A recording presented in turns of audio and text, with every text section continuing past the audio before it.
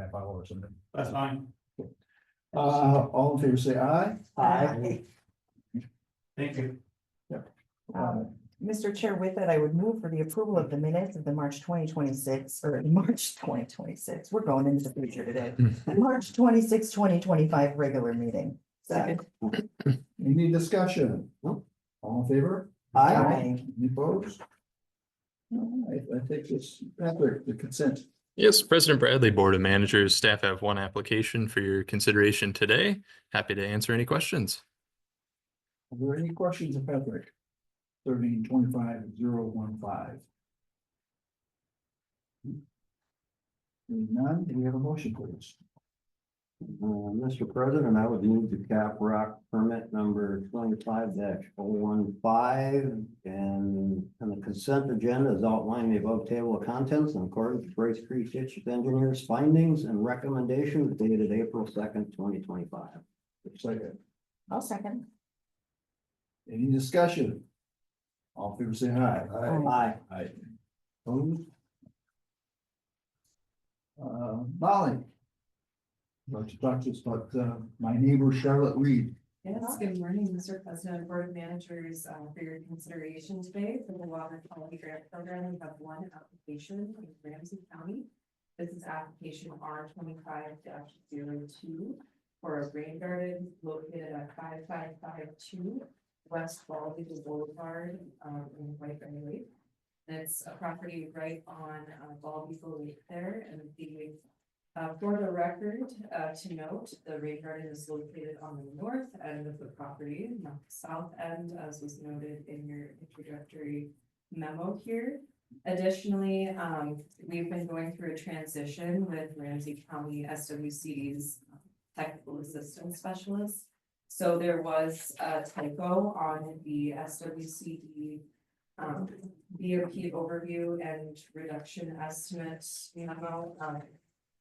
It was noted in the recommendation, the $8,985.30 grant recommendation was based on the original bid that was presented by Rockenblock. But there was some corrections to the bid with some updated numbers for materials.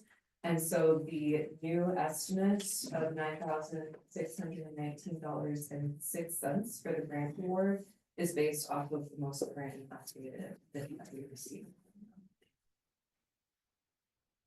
And if you have any questions, I invite you to ask them. Thank you for those clarifications. Any questions?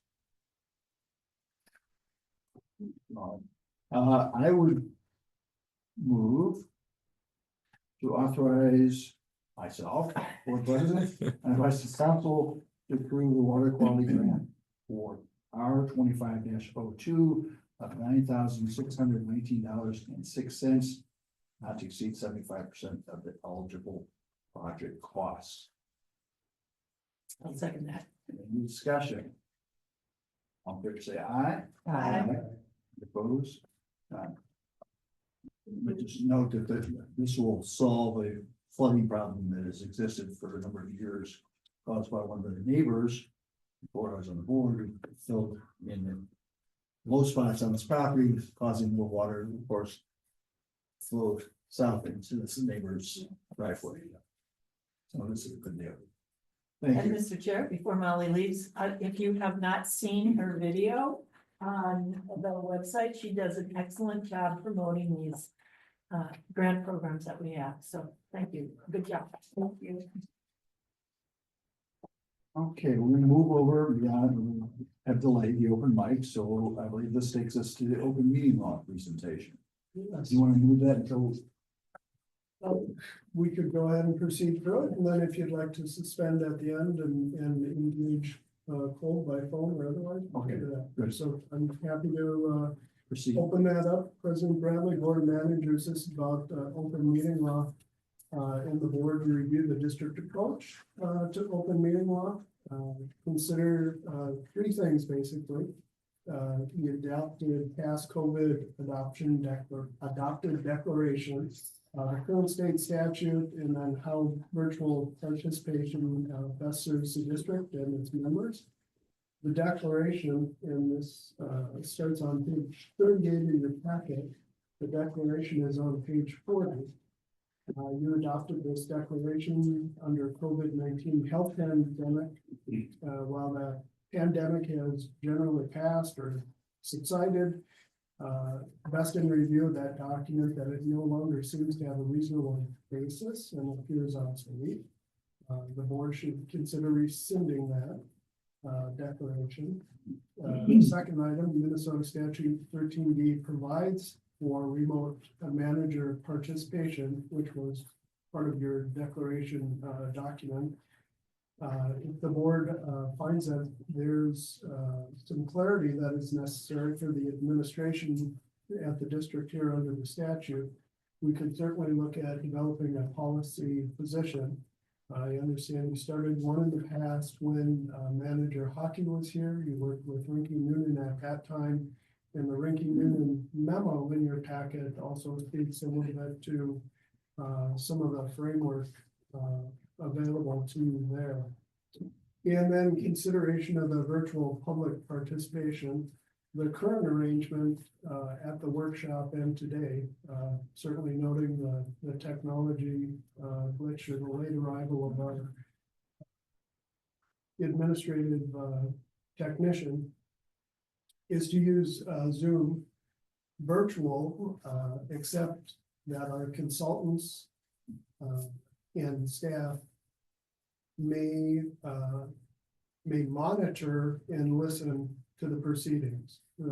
Virtual software has limitations, as you saw at one of our most recent meetings, and we had the individuals disrupting proceedings with the inappropriate material. Although we've shifted to a different type of software where it allows us secure links, but we have to define those ahead of time, which we've done with our consultants. The state law does not guarantee participation, but rather monitoring the meetings. You've had a long history of open mic where folks can come and proceed that way. And I share a number of other public entities have similar arrangements like that. So with that, my main staff recommendation today is simply rescinding your past COVID declaration and just proceed under the stated open meeting law. If you want to advance something different in dialogue with staff and your consultant, Mr. Cole, that would be great. Staff would appreciate the additional direction in the policy development. There's a proposed motion for the repeal of the past declaration on page 39 of the packet. I could call Mr. Cole at this time if you wanted to dialogue with him. We could suspend it till later or just look for staff to put it on a future workshop for the policy development. Anyone care to express a wish? I don't need to hear anything. I think it's, You talked about it quite a bit at the workshop. And so we can have a formal discussion of this. I would move to authorize rescinding the revised declaration under Minnesota Open Meeting Law 13D.021, April 7, 2022, related to the COVID procedures followed by this district. Is there a second? Second. Any discussion? I have to say I'm a little leery because COVID still exists and if nothing else, I appreciated us having a position that said we favored people not showing up when we have COVID. And hope that we will all continue to be the adults that we all are and will act according to best health and interest of the entire board. If when you become sick, it's more important to protect the health. It's more than it is to show up for a meeting, so. Mr. President, I think the language in the memorandum gives the board the flexibility to provide a person who's ill or the public to participate virtually, but it's again, the board makes that decision, so we have that flexibility still there, sir. Okay. Yeah, I'm gonna agree with Manager Waller. The state statute does allow some flexibility. We deal with this at the city government level all the time, whether it's remote participation from, most of the focus on remote participation isn't so much for the general public, but more so for the, elected or appointed body to participate. I think there's certainly needs, I think this encapsulates some of the disruption that you've had in the past and recent. So I think this is more than appropriate. I don't think anyone here is trying to stifle the public's ability to participate. I think sometimes, it's important to remind the public too, that you can send emails and ask that they be entered into public record if it is of high importance to you. So you can also accept comment that way as well. So I think that this, kind of puts a bow on the challenges that we've had and allows us to move forward under the guidance of state statutes, still allowing some flexibility. Mr. Chair, I would ask that, yes, when Attorney Cove is with us, if we can have a continue a conversation about what it might look like going forward.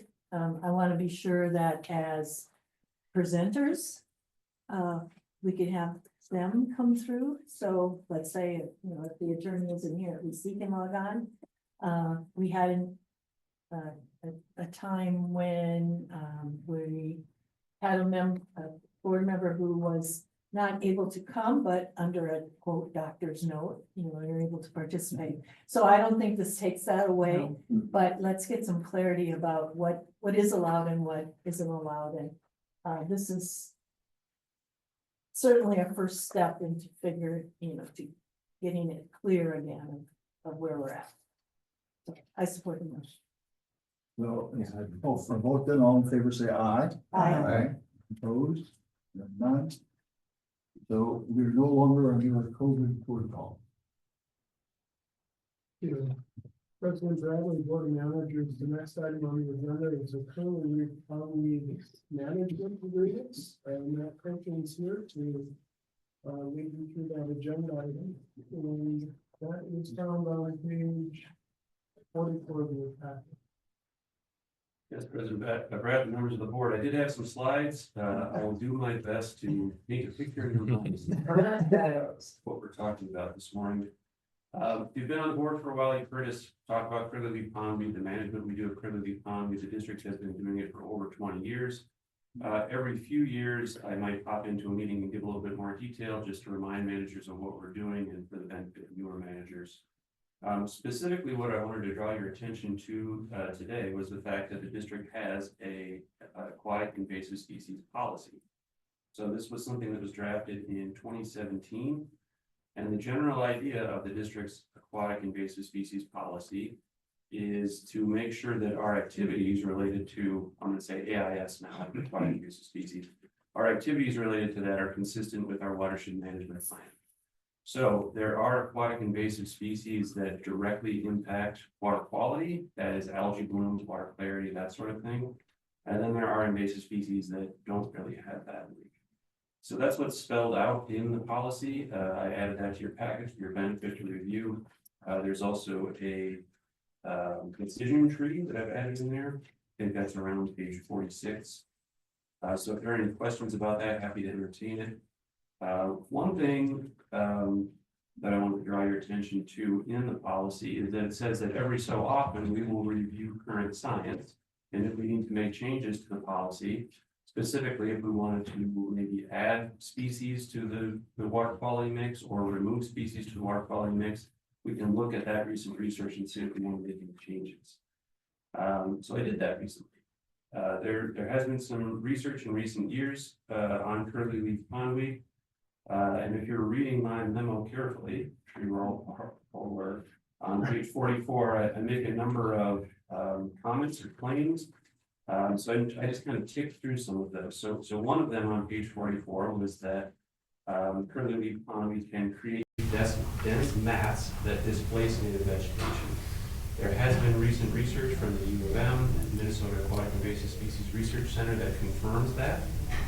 I also make a note that because Critterley Leaf Pond Week has an odd life cycle, it actually starts growing in fall, survives under the ice and then grows in the spring, but then dies and decomposes in the middle of summer, that midsummer decomposition releases accumulated phosphorus into the water column and contributes to sediment resuspension, because now there's a big part of the lake that has no plants growing on it. There were several research articles from Wang in the Journal of Mineralogy in 2018 and 2022 that confirms that. So that's kind of another check mark. There is still one question mark in that last step between releasing accumulated phosphorus and then that contributing to algae blooms. It's reasonable to make that inference and to make that jump, but there's not recent research on that. But I think the take-home message is that from when we created the AIS policy to now, there's even a bit more research that suggests that curly leaf pondweed contributes to water quality declines, and therefore it is within the district purview for management. So that's why we do it. That's why we. You say that again? There's that last sentence you. Yes, yeah, Manager Wine, since we drafted our AIS policy in 2017 to now, the scientific community has even added a bit more evidence of that link between curly leaf pondweed and water quality degradation. Okay. So that is why the district has been managing it. That's why we continue to manage it. It's consistent with our watershed management. Do you see that too, don't you, in your testing? Yeah, Manager Wagman, thank you, on the next slide here. Oh, sorry. No, Sorry, I didn't have you. That was a perfect lead-in. So there's sufficient scientific evidence linking curly leaf pondweed to water quality degradation. On that last point of curly leaf pondweed leading to algae blooms, I'm excited that the DNR just hired a new researcher in a senior AIS position, who just came from the U of M and did all their PhD work on curly leaf pondweed. So I think the scientific evidence will only grow. I'm excited to work with them. In our monitoring data, Manager Wagner, this is your question. In our monitoring data, I think what we're seeing is that curly leaf pondweed management alone is probably not enough to quote unquote fix a lake. So even lakes that have a lot of curly leaf pondweed, when we manage it effectively, that's not going to be, in most cases, 90% plus cases, that's not going to be enough to fix the lake. But in combination with other management actions, like large-scale watershed plans for reducing nutrients, alum treatments, carp management, it fits into that larger plan. Okay. That larger strategy. Let's see here. Okay, so now I'll jump to what our plan is, or what we do with curly leaf pondweed every year, and that is cost share with local residents. So the district has been working with this policy now for over 10 years, maybe close to 15, where we partner on a cost share basis. That's a 50-50 cost share basis with lake associations to manage curly leaf pondweed. We do that by using herbicides early in the spring. I think this is all laid out in the memo, and I think most of you are familiar with it. I'll just make note that every year we do surveys to determine where the curly leaf pondweed is and where we want to do the treatments. We only treat dense areas where there's not native vegetation. The surveys are done by both contractors, the DNR, we partner with them, and then district staff. We do some of these surveys too, so it's kind of a group effort, if you will. There are cases where we'll go out and do a survey, a lake association is concerned, perhaps we'll go out and do a survey, and either we don't find sufficient curly leaf pondweed, or if it's within 150 feet of the shoreline, that would be considered the resident's responsibility. A permit is required from the resident in order to do that work.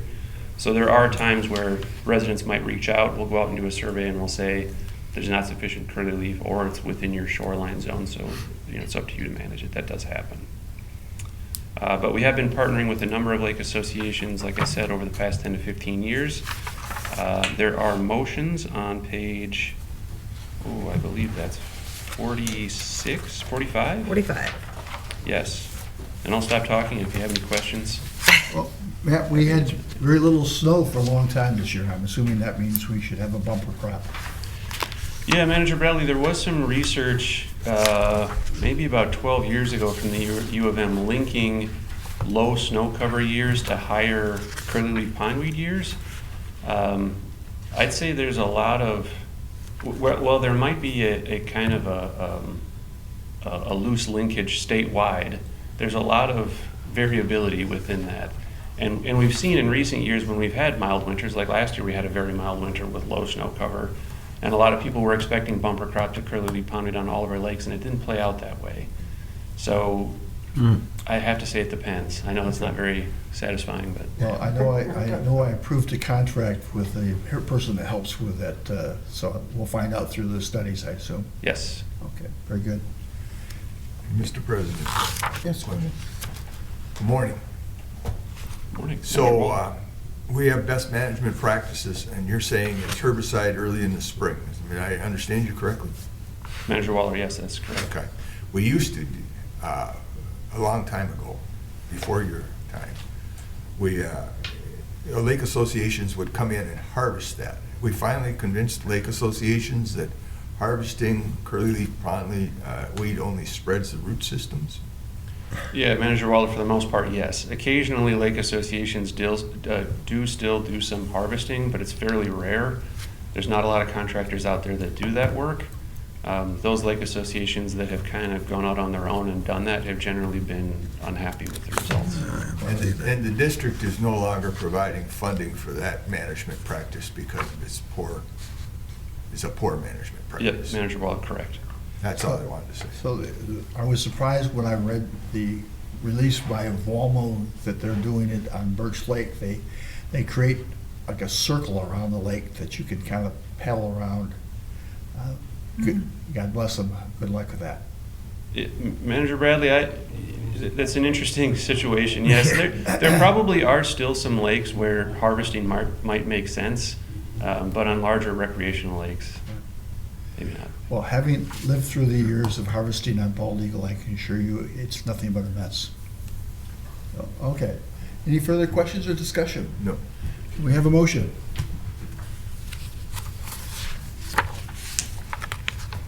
I think it's the one on 45. I will move to authorize the administrator to enter into cost share agreements with lake associations for curly leaf pondweed treatment in 2025. Is there a second? I'll second. Any discussion? All in favor say aye. Aye. Any opposed? Hearing none. I will also move to authorize administrator enter professional services agreements for herbicide treatment of curly leaf pondweed with a total cost not to exceed $35,000. Is there a second? I'll second. Any discussion? All in favor say aye. Aye. Any opposed? No? Thank you. Okay, thank you, Matt. Thank you, Matt. Yes. President Bradley, Yeah. next item on the agenda is your Ice Creek Watershed District Annual Report approval. Kendra Sommerfeld is present to introduce that agenda item. Welcome, Kendra. Hi, good morning, Board of Managers. I have today the 2024 Annual Report. Here to answer any questions and any comments and edits you all have for me, and then a motion to approve me to release the annual report and send it out to our partners. Are there questions of Kendra? What is a lengthy report? It keeps the same format as it has. I try my best to reduce the text and add more pictures, but we do a lot of great work. We have a lot of good things to say, so. So I found that I could expedite it by reading just what happened last year and what we plan to do this year. That cuts it down about half. Yep. Any questions? So, Mr. Chair, the audience of this is the Board of Water and Soil Resources, as well as anybody within the watershed or farther afield of finding out what we're all involved with. So I think this continues to just illustrate that there's much, much more that happens within the watershed than we often see at this table. So thank you for the very easy to read report here. I see, you make a motion then? Oh, sure. Page 51. I'll make this. Mr. Chair, I move to approve the 2024 annual report with any necessary formatting and non-substantive changes, and authorize submission to the Board of Water and Soil Resources and other required recipients of the, by the deadline. Any second? Second. Any discussion? All in favor say aye. Aye. Any opposed? Thank you, Deborah. I want to make one more note, President Yes, please. Bradley. I did get your comments and edits from Administrator Tomczyk, Thank you. And we're just and I have typos, added them. so not worth going through. Thank you, appreciate Okay, it. thank you. Other than the fact that it said that was going to be done in a year, and I celebrated until I realized it wasn't true. Okay. President Bradley? Yep. Next on the agenda is action item number 4, which is an Elk County Ditch number 72 maintenance work order. Tom Schmidt is with you today to address that agenda item, which is found on page 103 of your packet. Tom, you have the floor. Thank you, Mr. President. Thanks, Nick.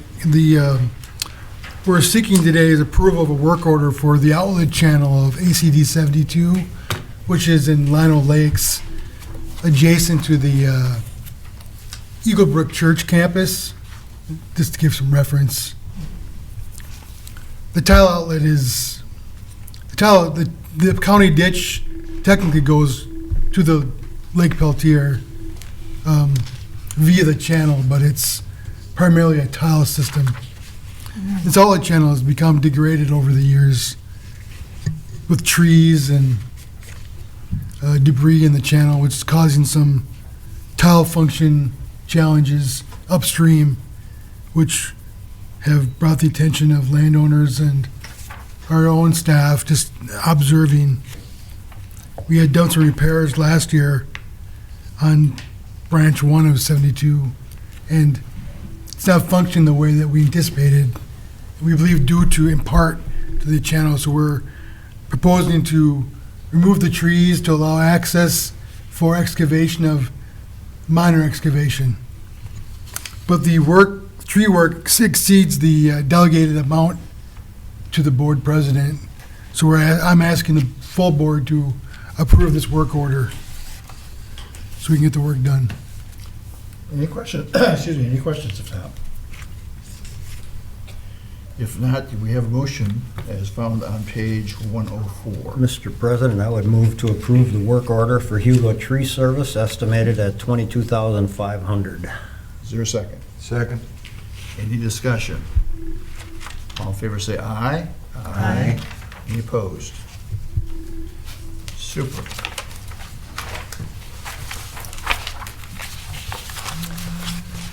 Yes, President Bradley, Yes. Board of Managers, Quickly. next on the agenda is the check register. Yes, Mr. Chair, I would move the approval of the check register dated April 9th, 2025, in the amount of $109,611.87, prepared by Red Path and Company. Are there any questions? Is there a second? I'll second. Are there any questions? All in favor say aye. Aye. Any opposed? Passes. I think we're now at open mic. Correct. What's the process here? I'm seeing that they have a video. Is this mic working? Yes. Okay. I'm gonna put this down. Let's make sure we get. South, down the channel that they just dredged out, and I popped. Is the mic working?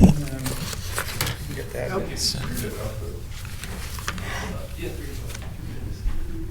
Here's your,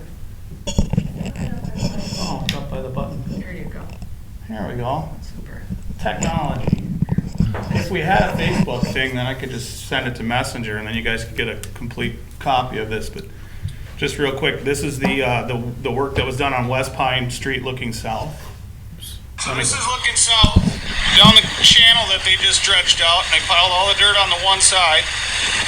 This is the pipe they want to lower. It's already got a 1-foot waterfall over a 1-foot waterfall because they dredged this out way deeper than it used to be. And then the bright engineer wants to say that lowering this pipe's not going to add any additional drainage. Where would all that water go if you drop this pipe another foot, foot and a half, 2 feet? You're talking about adding millions of gallons to the system all at once. The date is March 31st, and we just had that rain and snow over the weekend. And it would dry out all of this wetlands too, because it would drop the water table then on that side of the road, because this road is a dam, just like Andal is. And now this system that was 2 feet deeper is now filling up because the system downstream already can't handle the water that it's currently getting. That's my first one quick. Here's my second one. North on West Pine Street, and this is the proposed culvert. They want to drop another 2 feet. And as you can tell, it's already got 8 inches of water flowing into it.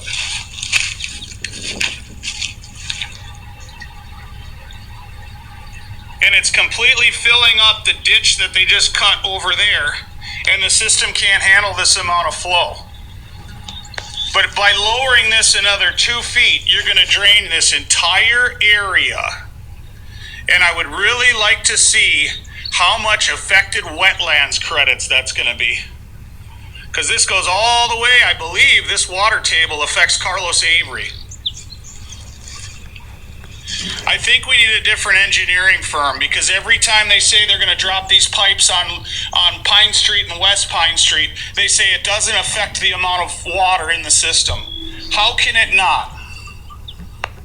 My last video.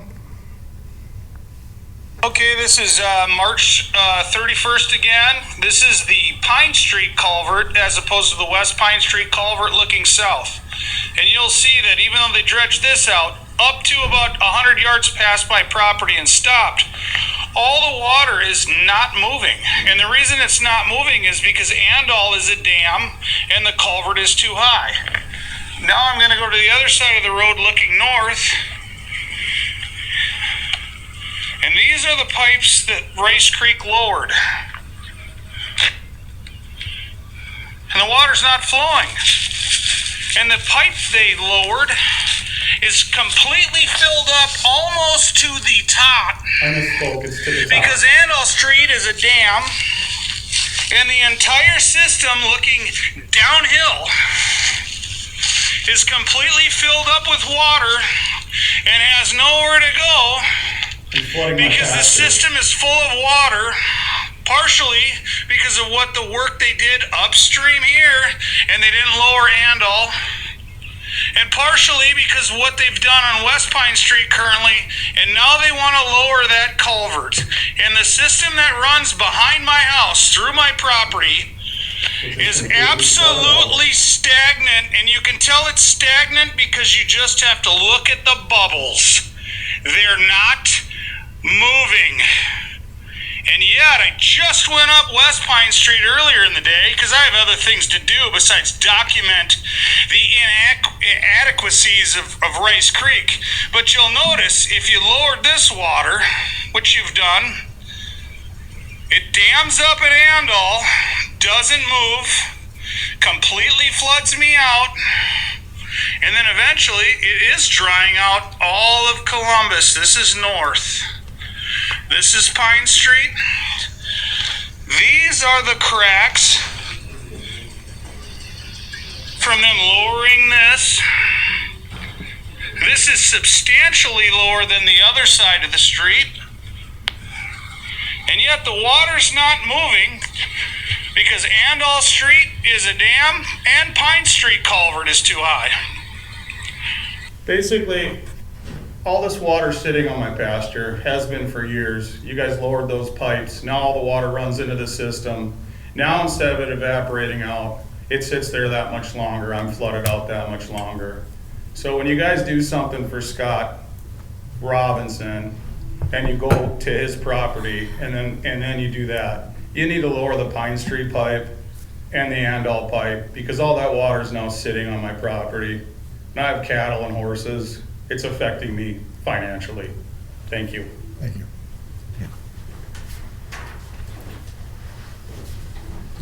So, President, oh, I'm sorry. Catherine Ducker, 614 Pine Street, Lionel Lakes. I usually appreciate the detailed minutes of these meetings.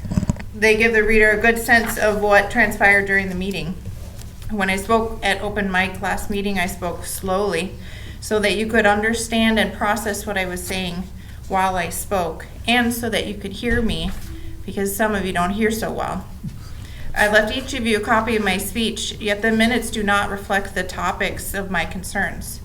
There were only 5 of them, and they were enumerated for you, yet this detail is suspiciously missing from the minutes. Please apply the same detail to everyone's speech at open mic as you did for Scott Robinson just a month ago. Why was my speech not included in the minutes? Mr. Stowe spoke after me and the other gentleman that spoke at open mic during the previous meeting.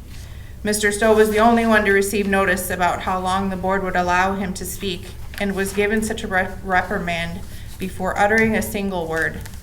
By definition, that was unfair treatment of Mr. Stowe. After the close of the meeting, Mr. Stowe and Mr. Schmidt continued the conversation they began before the board meeting started.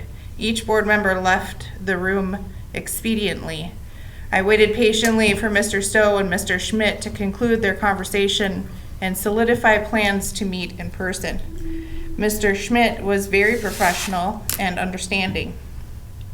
Mr. Otterness inserted himself into the conversation, and I was deeply saddened to hear how vehemently Mr. Otterness fought to work against my neighbor. This was not just a blowing off or ignoring. My neighbor was actively stonewalled and shuttered by Mr. Otterness. This behavior is the antithesis of the attitude and behavior expected from professionals in the business of serving the needs of the taxpayers funding this organization. I wish that was all there was to bring to your attention. Mr. Tomzik also invited himself to the conversation that my neighbor and Mr. Schmidt were having, which had already been interrupted by Mr. Otterness. Nick's behavior was even worse, and by legal and social definition, a physical threat to my neighbor, inches from my neighbor's face. While Mr. Stowe was having a conversation with Mr. Otterness and Mr. Tomzik, they told him that a survey was done in 2023 and everything between Pine Street and Main Street was at the correct elevations. Mr. Stowe said they didn't take into account the lowered culverts north of Pine Street, not West Pine Street.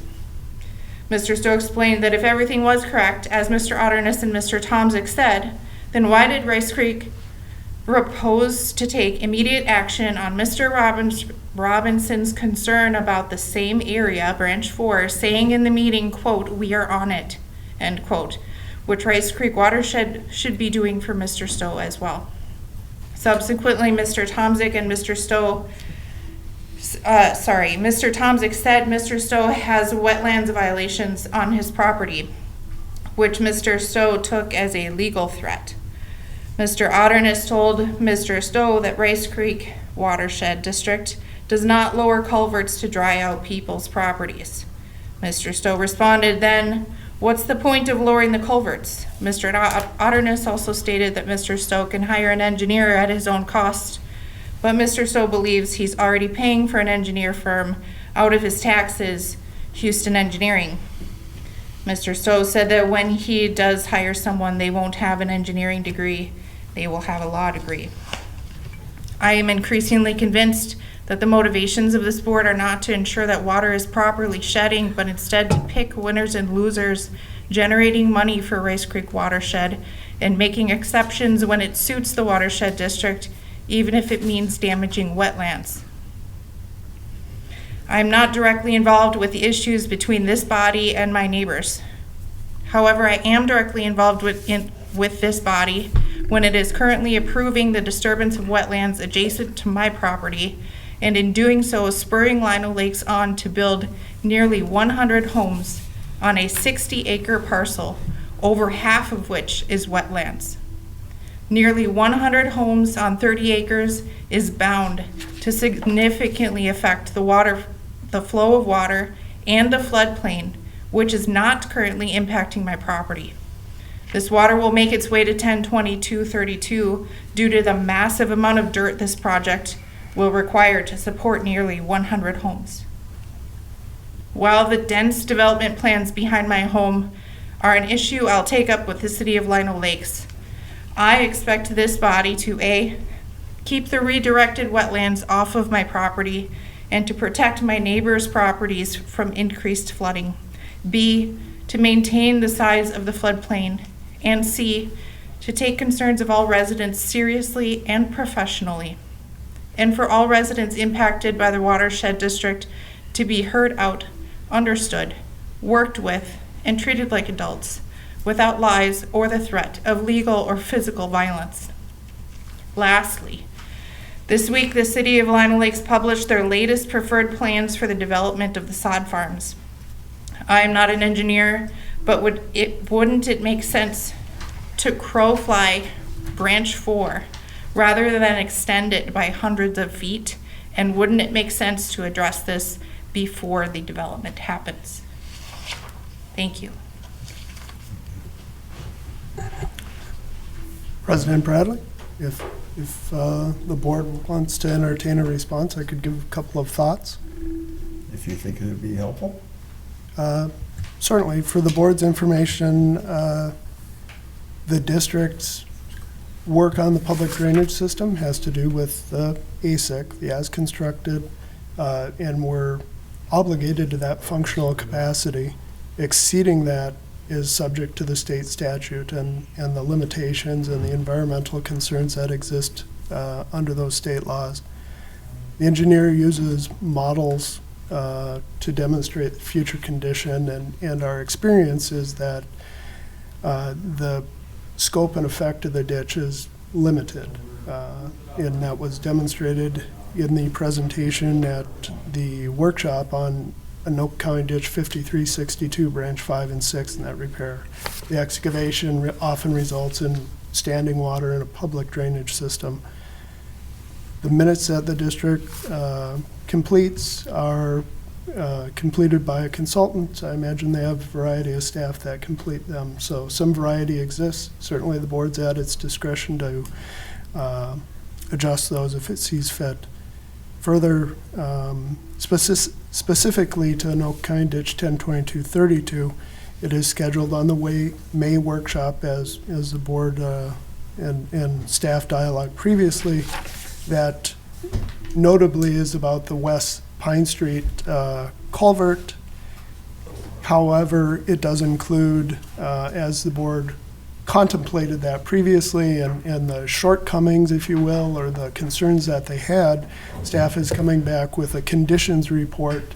That conditions report would be followed by a response to Ms. Decker's comments that were enumerated, and that since these individuals are speaking to the board, we would look for you to authorize its release and amend it as you saw fit. So those are my thoughts in the moment. I'll note that both Mr. Otterness, your engineer, and Mr. Kolb are online now, if that's needed in any way. John? Thank you, Mr. President. Ms. Decker. So as an individual, you also have the privilege of coming to the meeting, and when they say a motion for the approval of the minutes of the last meeting, you have, as an individual who participated in that last meeting, the right to come up and say to them that you things are missing. I would That's true, John. Well, Cut me off when I I did. That's what, I didn't think he's right. Because I wanted to correct the record, and you cut me off and told me I couldn't participate. you can, I have in the past made additions to minutes of the meeting, asked for certain items to be attached to the minutes of the meeting, particularly in JD2 and the So you're a member of the board? No, I was not a member of the board. This is back in the 90s. Okay. And, or in the early aughts, I guess. So it can be done. And of course, the board should be willing to listen to what they want to attach or not. In this case, we had adopted a profile of JD2, and we had the profile attached to the minutes of the meeting by my request. And then I came to the next meeting afterwards to make sure they were not removed, because you see, that can happen after a correction by a board member. But I would say, I respectfully disagree with my colleague that in the past, this has been a practice of this board. I will at the next workshop raise the question of process. Yeah, I don't, Mr. Pro, I don't know the legal ramifications, but I certainly agree that the public ought to be able to correct the minutes if there's question. I'm all for it. We'll raise it to the workshop. Yeah. Particularly about their input. Yep, Yes. about their input. The thing I want you guys to really realize is that on West Pine Street, where they've dredged that out, where that 1-foot waterfall currently is, that was scooped out. It's this much deeper than the apron, and you want to drop that pipe. And when you did all that stuff on Pine Street, all you had to do is clean up a couple culverts, crossing Andal and Pine and 4th Avenue, go through Scott's, and we're done. We don't have a problem. But to dump all the water on me, flood me out for decades, and then dump more on me, unacceptable. You're in a Rick Wilder situation. I just caution you to do the right thing. It'll be a lot cheaper for you. Mr. Chair, Yes. if I could, if you are going to dialogue the merits of the public's ability to request changes to the minutes, I might also suggest that we have Mr. Kolb run us through the Robert's Rules of Order around what an open forum is and how that works, because typically an open forum is your time. It's not my time to respond to what you're saying. It's my time to sit up here, zip my mouth, and listen to you, per your comment in your statement. So I get really frustrated that our open forums turn into full-fledged items on an agenda that aren't posted publicly, that we have no context or history on. And I think our open forums are getting a little out of control. And I'm not saying on your end, because it is your time to address this body. It's the reciprocating comments. That's not what open forum is for. So I would suggest, if we're going to review, again, the public's ability to modify meeting minutes, that we address that also. And Ms. Decker, you do have the ability to enter any additional documents into the public record. They can be sent to the Watershed and entered officially exactly how you type them out. This is not an uncommon practice. So if you want to see them in their full text, line by line, now I'm engaging with you just like I complained that these guys do, so I apologize for that. But that is an option. So, I mean, we really gotta lock this in. We're having dialogue on items that aren't on the agenda. And I was That's true. attempting to respond to your concerns about that. So I think that's a great idea. Thank Were you. my speeches that I gave you guys entered into the public record? I gave you all copies, including her, and I'm just wondering if they were entered into the public record, because the minutes didn't reflect my speeches, in my opinion, accurately as well. I'd like every word to be in there. Nick? President Bradley, submittals to the district are in the official record of the Proceedings. of the district. Yeah. I imagine they'd be filed under the specific drainage system itself. Very good. Let's move on. President Bradley, previously, the board, I would say, suspended the discussion on the participation in meetings, or Manager Wynant asked for clarification when the attorney came on. They are online if you'd like to have that at this time. Is that? I mean, again, I think that's the workshop discussion Yeah, that we're I on agree. to That's have. what There's I- no point I to think continue that- to dialogue things that aren't listed on the agenda, because that's unfair to the public. All right. Well, it is I listed on. apologize too, Jeff, I just thought it was It timely is that I listed needed on to the share agenda. that, I'm because fine. the pipes are proposed to be lowered. And thank you. I think we're done. All right, so this brings us what? To the district engineer updates and timeline? Correct. Any questions of Chris, comments?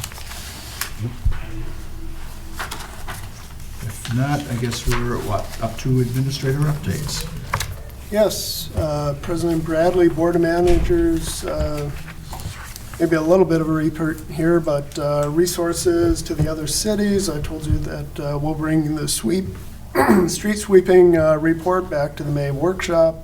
Also looking at a task order from municipal BMP maintenance support. Most recently, Circle Pines brought that up, but we also have Roseville and St. Anthony Falls assessments, so looking at criteria that might be used there. The next city-county partner meeting we intend to have in the fall. I made note of the City of Columbus thanking us for the financial support as they move through their wetland issue, and they thanked us very much, and it settled concerns raised by the city related to the MOU of 2009. The Pitney Bowes mail machine issue is resolved, so I'm happy to report that with the help of Rinky Noonan. Yesterday, the district, myself, commented at the House, or testified at the House committee hearing on capital investment for our Ramsey County Ditch 235 project. And on April 15th, I will be speaking at the Roseville Library to the League of Women Voters. That's also the date of Metro Watershed, so I will be at the one but not the other. That's all I have. Okay. John? Well, the League of Voters sounds like a more exciting meeting than the Metro Watershed. Have you ever been to one? Careful now. Have you ever been to a Metro Watershed? Anyways, Mr. President, I did attend the Washington County Consortium this month, along with Tom Schmidt was there also. And it's a virtual meeting, and there was a presentation made about beavers by Dr. Emily Fairfax of the University of Minnesota, and of course of the Friends of the Mississippi River there, or their lab, I should say, and by Andy Ricegrove.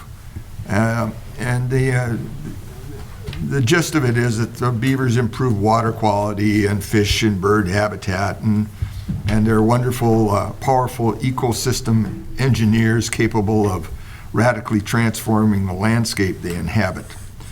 And it was a long presentation, an hour, and it was much like you were in preschool and listening to what a wonderful situation they were.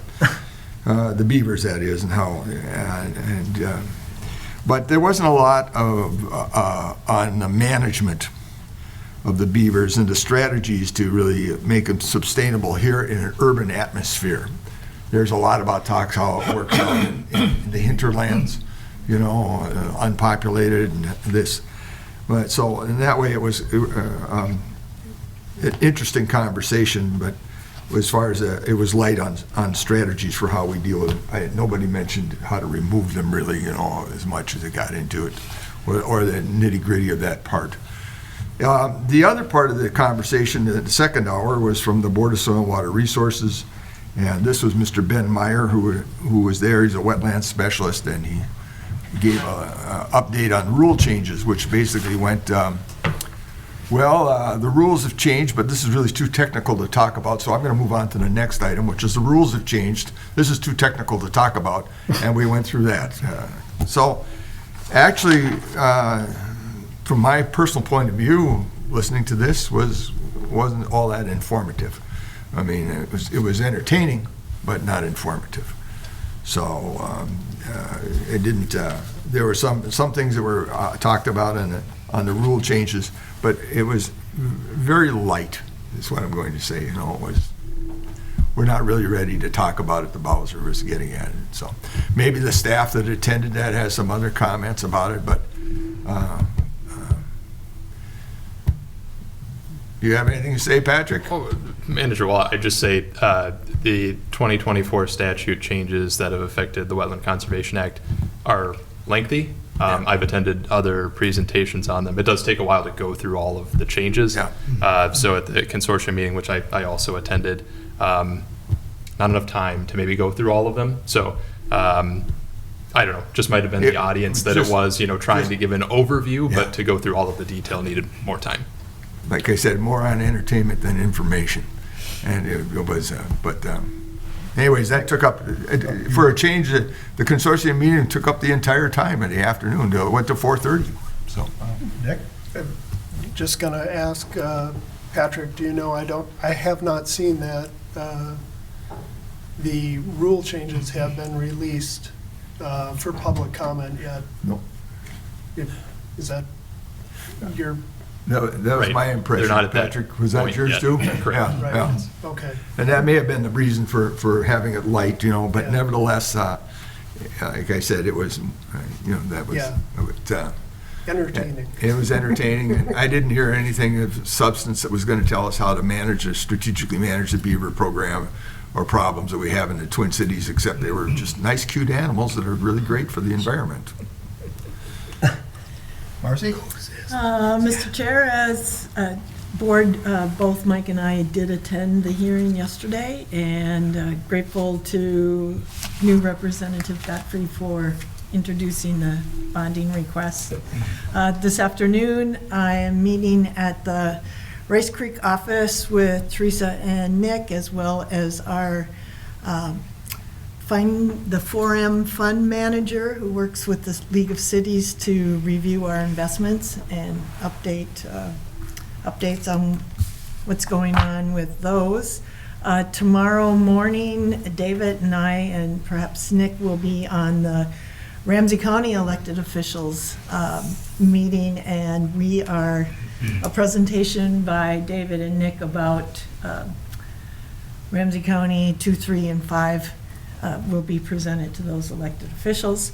And then just again, next week is the Metro Watershed meeting, and it's in person. Yes. Yes, and I do intend to Super. attend that one. Steve? I have one thing. I attended the CAC meeting, which was a really good meeting. The main things the main things out of it was they did overviews of programs for the ditch and facility programs overview, and outreach and communication plans for 25 and upcoming activities. That was the main gist of the meeting. It was a great meeting, a lot of good questions and everything, and they're doing a good job. And that was about it. Very active. Jess? Mr. Chair, I have nothing at this time. Okay. I just want to let my fellow board members know what a great job Nick did yesterday before testifying before the House. Last year, we got to testify before, he got to testify before a joint committee, and our representative that was shepherding us through the process was very much interested in sociological issues, and so Nick spoke to her issues, if you will. This time, Representative Godfrey said Republicans don't care about that. They want to know what this is going to do for commerce. And Nick came up with a brilliant 3 minutes, so that's all he's allowed, 3-minute speech explaining, if you don't do this, we're going to end up with 2 feet of water on 35W. And all the financial and social impacts that would have, comparing it to when we lost the bridge going over the Mississippi. It shows that Nick is fleet on his feet and able to respond and change his directions based on who we're working with. And I thought this was a particularly powerful speech. I appreciated his efforts. So that's all. Good job. Yep, that's all I have. Motion to adjourn then. So moved. Second. All in favor? Aye. Opposed? There we go.